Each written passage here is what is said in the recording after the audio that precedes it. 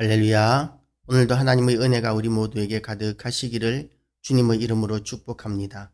이제 그들이 나갈 새 사람들이 청하되 다음 안식일에도 이 말씀을 하라 하더라고 이렇게 이제 바울과 이제 선교팀이 복음을 전하는 것에 대하여 환영하는 반응들이 나타나고 있습니다.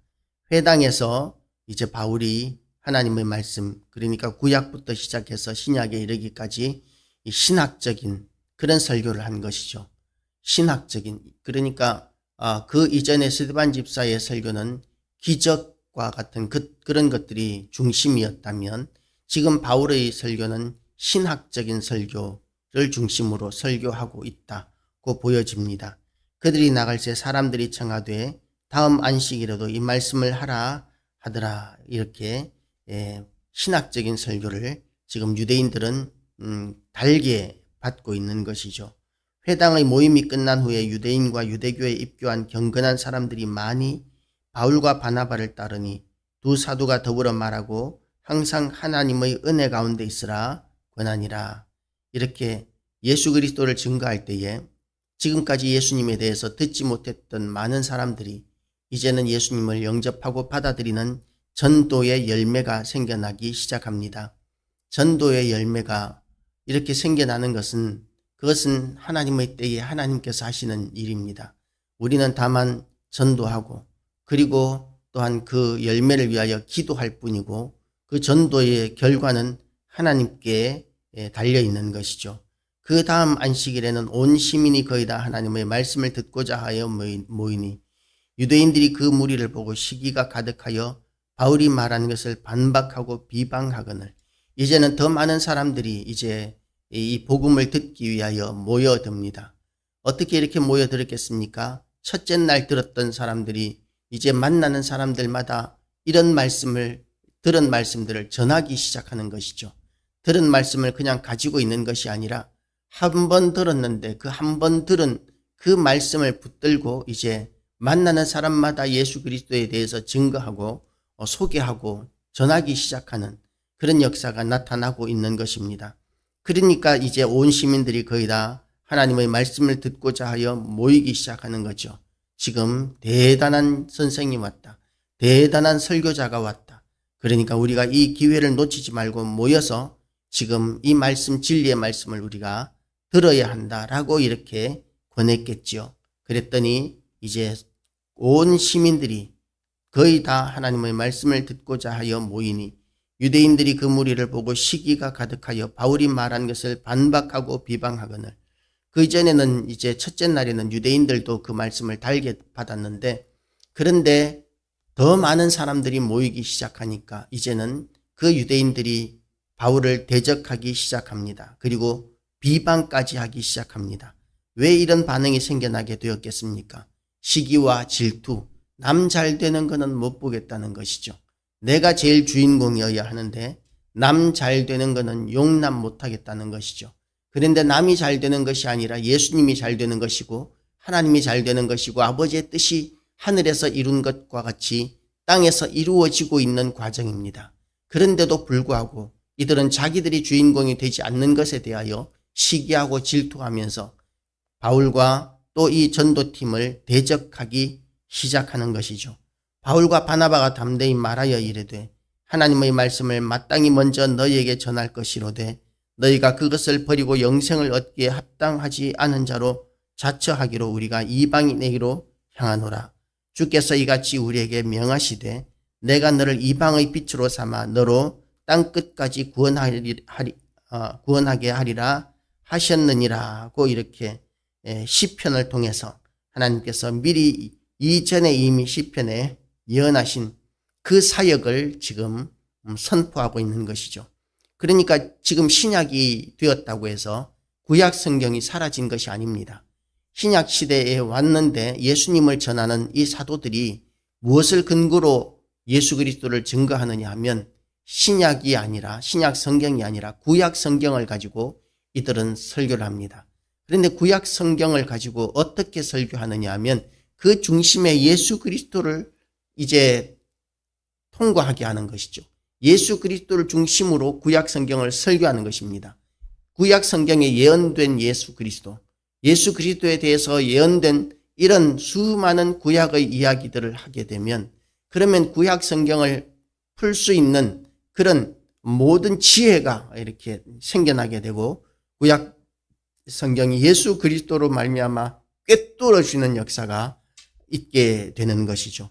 이런 구약 성경을 통해서 하나님의 말씀 예수 그리스도를 증거하게 되니까 이 사람들이 유대인들이 반박할 말이 없는 것입니다. 그러나 반박할 말이 없다고 해서 이 사람들이 가만히 있지 않습니다.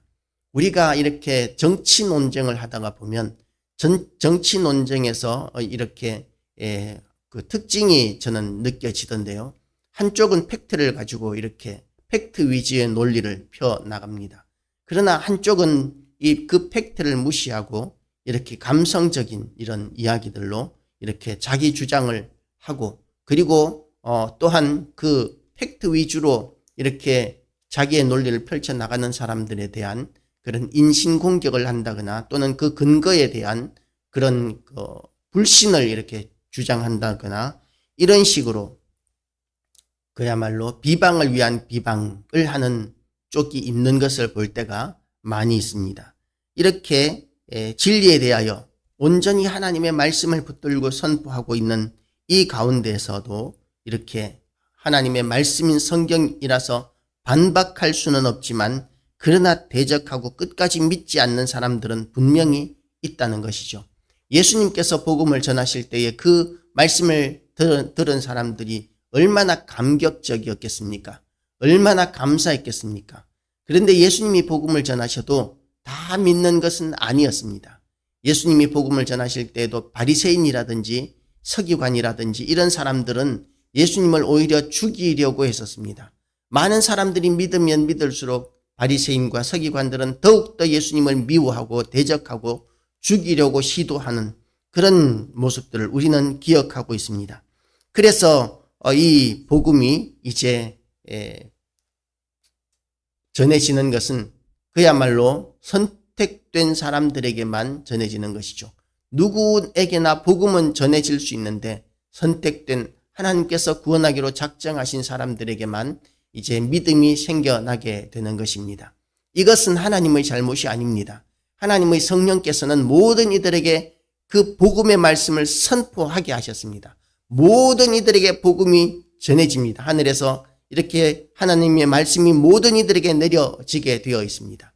그런데 그렇게 모든 이들에게 기회는 주어지는데 본인의 완고함과 완악함으로 말미암아 복음을 받아들이지 않는 그들은 하나님께서 유기하시는데 그 유기도 미리 예정되어 있었다. 이건 어려운 이야기가 될 수 있기는 하지만요. 그러나 그 책임이 하나님께 있는 것이 아니라 하나님의 복음의 말씀을 듣고도 거부한 그들에게 그 책임이 있다라고 이렇게 보아야 합니다. 그래서 우리가 이렇게 하나님의 말씀을 들을 때 우리의 마음을 열고 그 하나님의 선포되어지는 말씀을 받아들이고자 하는 단 마음을 가져야 합니다. 옥토와 같은 심령을 가져야 합니다. 그렇지 못하여서 하나님의 말씀을 듣고도 우리가 받아들이지 못하고 깨닫지 못한다면 그 결과에 대한 책임은 하나님이 아니라 우리가 담당해야 된다는 것이죠. 하나님 책임이 아니라 우리 책임입니다. 이방인들이 듣고 기뻐하여 하나님의 말씀을 찬송하여 영생을 주시기로 작정된 자는 다 믿더라. 영생을 주시기로 작정된 자가 다 믿더라. 이것은 성경에 기록되어 있기는 하지만 우리는 모릅니다. 누가 영생을 하나님께서 주시기로 작정된 자인지 모릅니다.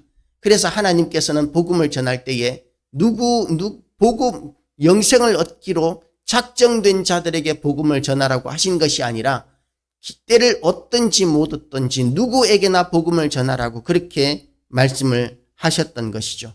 그래서 주의 말씀이 그 지방에 두루 퍼지고 이에 유대인들이 경건한 귀부인들과 그 신의 유력자들을 선동하여 바울과 바나바를 박해하게 하여 그 지역에서 쫓아내기까지 합니다.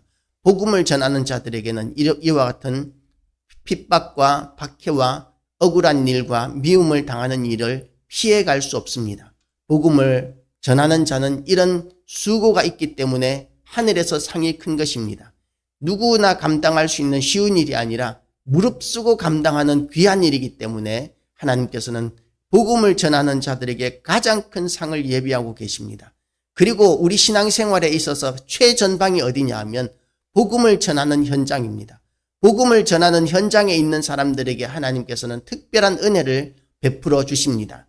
그들에게 권능을 더하여 주시고 그들이 기도하면 외면치 않으시고 복음을 전하는 자들에게는 하늘의 그 자원들을 최우선적으로 공급해 주게 됩니다. 왜냐하면 최전방에서 치열한 영적 전쟁을 하는 가장 최전방에서 치열한 영적 전쟁을 하고 있는 상황이기 때문에 그렇습니다.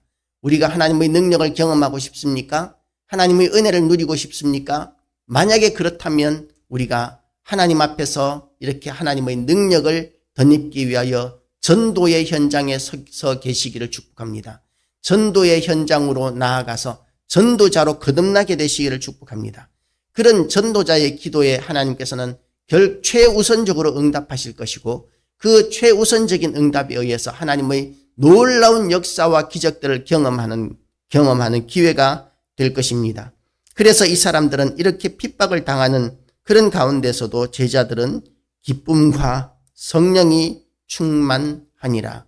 하나님의 놀라운 은혜와 그 자원이 하늘의 자원이 물붓듯이 부어지기 때문에 바울과 바나바는 이 핍박조차도 하나님을 원망하는 기회로 삼고 자주 이렇게 스스로 넘어지는 포기하는 그런 기회로 삼는 것이 아니라 기뻐하고 즐거워할 기회로 삼을 수 있었는데 그 이유가 뭐냐면 하나님께서 부어주시는 은혜가 전도자에게 얼마나 큰지를 알기 때문입니다.